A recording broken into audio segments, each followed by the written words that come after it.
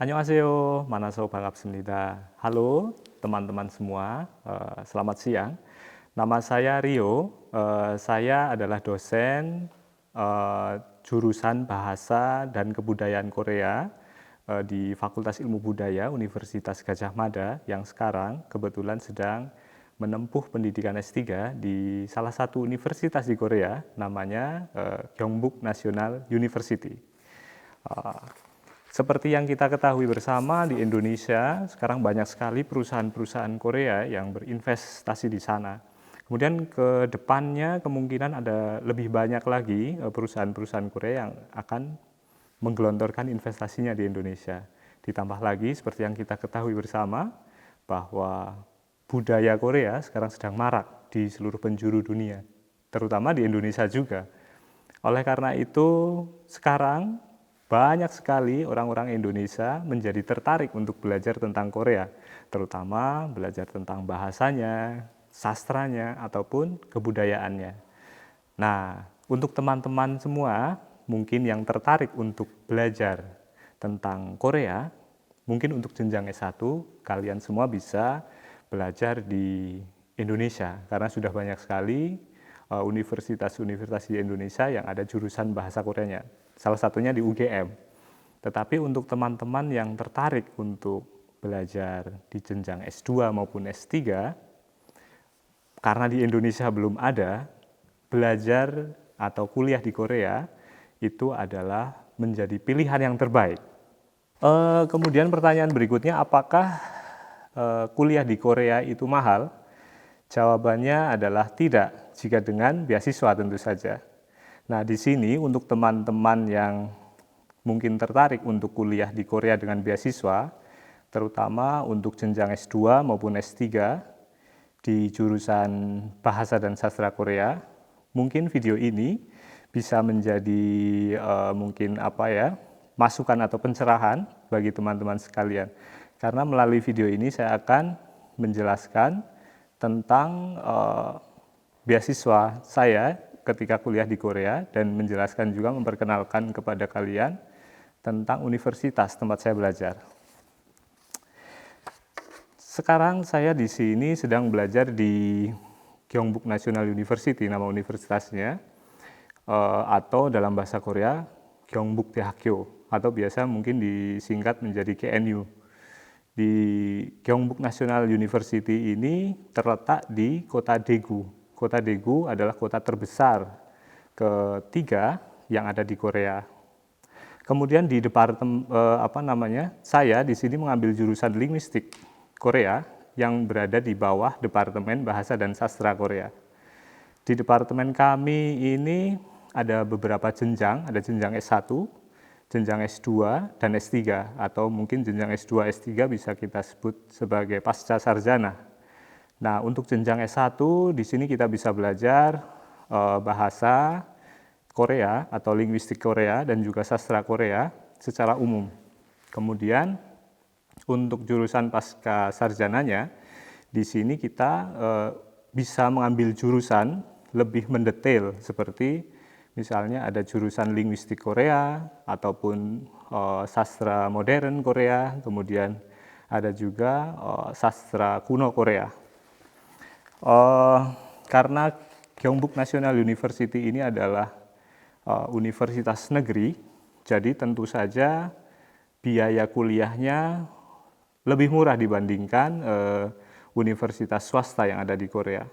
Ditambah lagi, Departemen Bahasa dan Sastra Korea kami, di departemen kami, itu kebetulan terpilih atau terseleksi menjadi departemen yang lolos mendapatkan Project Brain Korea 21, atau biasa kita sebut Project BK, gitu, BK.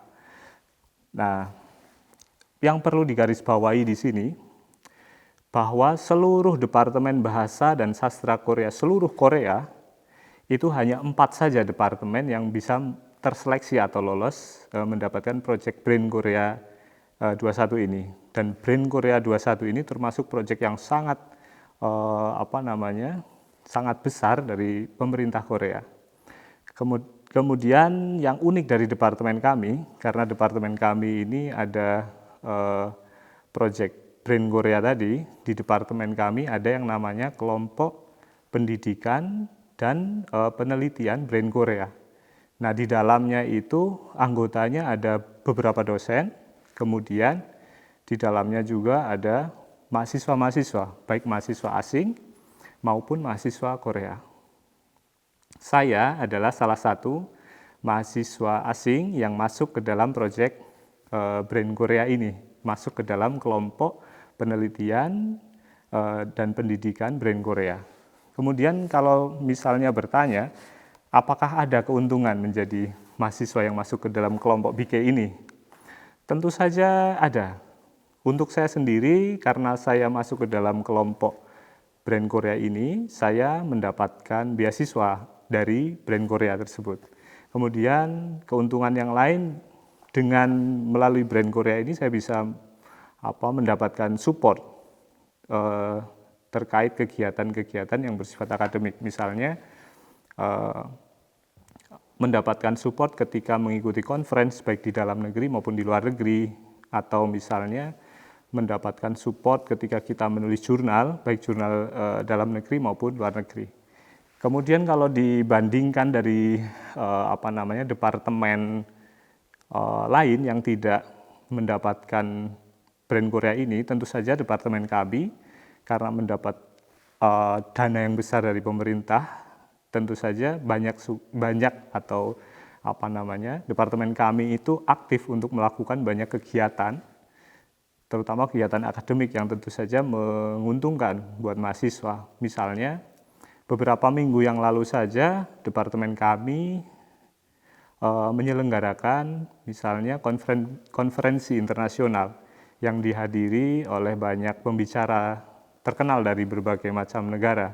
Ada dari Cina, ada dari Jepang, ada dari India, kemudian ada juga dari Jerman.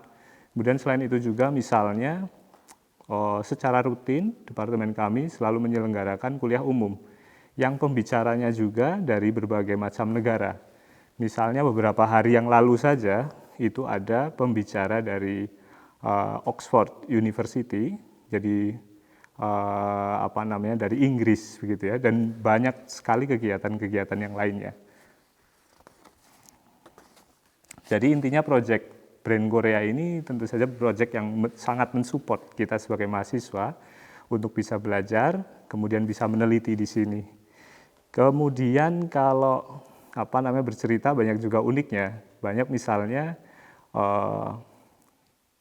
teman-teman saya, karena di sini itu semua kegiatan akademik itu disupport oleh Brain Korea.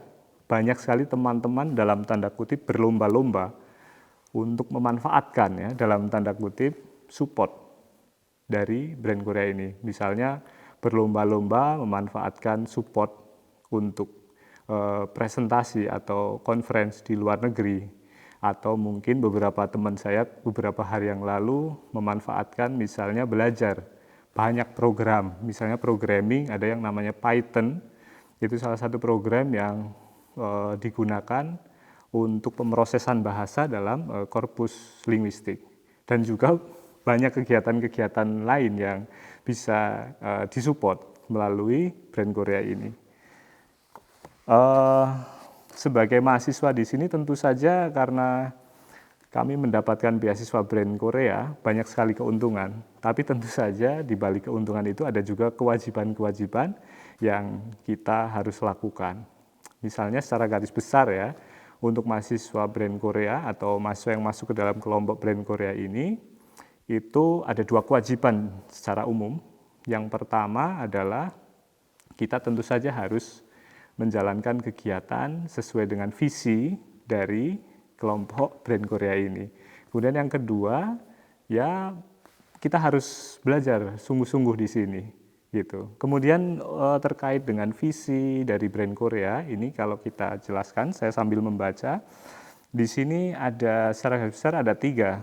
Yang pertama itu berhubungan dengan pendidikan, kemudian yang kedua berhubungan dengan penelitian, dan yang ketiga berhubungan dengan internasionalisasi. Untuk Visi yang pertama yang berhubungan dengan pendidikan, itu intinya visinya meningkatkan kualitas sumber daya manusia yang unggul, yang mempunyai kompetensi bidang akademik. Maksudnya kita di sini harus belajar secara teoritis dan dalam waktu yang bersamaan juga kita harus mengasah dan mempraktekkan kemampuan kita. Kemudian tadi visi yang kedua yang berhubungan dengan penelitian, departemen kami selalu berusaha untuk meningkatkan dan mencari solusi masalah linguistik, sastra maupun budaya yang ada di sekitar kita. Mungkin teman-teman di Indonesia banyak tahu tentang Korea, hanya bagian luarnya saja, bagian yang indah-indahnya saja, bagian yang cantik-cantiknya saja. Tetapi sebetulnya Korea juga sama seperti negara-negara yang lain, di dalamnya juga banyak sekali masalah yang ada. Nah, visi dari brand Korea ini kita melalui kelompok pendidikan dan penelitian brand Korea, kita melalui penelitian humanioranya, kita berusaha untuk membantu menyelesaikan atau mencari solusi untuk masalah-masalah tersebut. Kemudian yang visi terakhir itu berhubungan dengan internasionalisasi tadi, yaitu departemen kami berusaha membangun kurikulum pendidikan bertaraf internasional dan meningkatkan sumber daya manusia yang sesuai dengan pasar global. Mungkin kalimatnya terlalu susah ya, terlalu susah. Mungkin kalau kita rangkum menjadi kalimat yang lebih mudah. Intinya tujuan brand Korea ini intinya menciptakan sumber daya manusia yang unggul.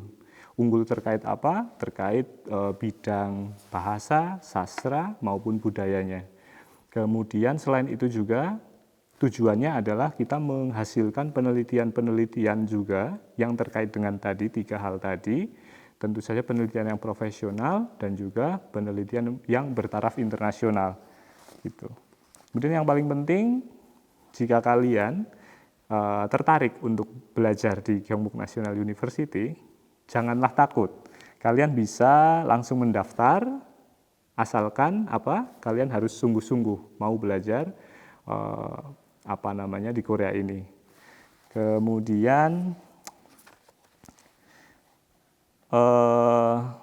jika kalian tertarik untuk belajar bahasa, sastra, atau kebudayaan Korea, tentu saja dengan beasiswa, mungkin belajar di Gyeongbuk National University itu bisa menjadi pilihan kalian.